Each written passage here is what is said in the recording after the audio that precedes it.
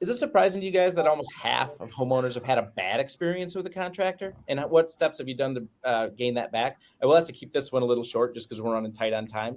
So just like a real quick snippet of maybe a quick story of how you guys have gained trust back from somebody who maybe was a little skeptical of a contractor. Well, so unfortunately, in our market, we've had a couple companies in the last 5 or 6 years um, do the deal of taking deposits and not performing on the work. They perform work for a little while until they had enough to, enough money in the bank, and then they skip town. So what we like to do in that case is kind of partner up with. So typically there's typically the news agencies are involved in this, and highlighting this story. So we'll partner with them, pick out one or two cases of people that really got taken advantage of, and try to pitch in and help out.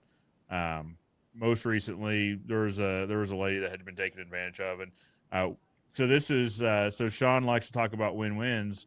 We had some aluminum left over from a job. The job was bid and accepted at significantly larger than what we installed at. So we had aluminum sitting on the lot. Well, this lady, she had a really a heartstring story.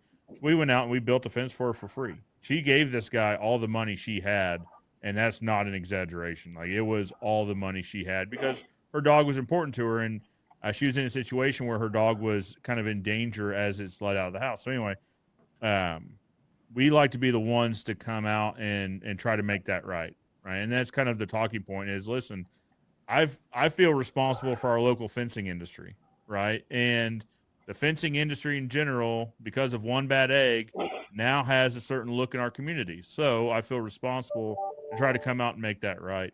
Um, it's I don't know. That kind of toes the line on self promotion though too. So you got to kind of be careful with that. But I think when you approach it correctly from the standpoint of we want to be the people that help, so that our local industry isn't seen as Right. that type of contractor.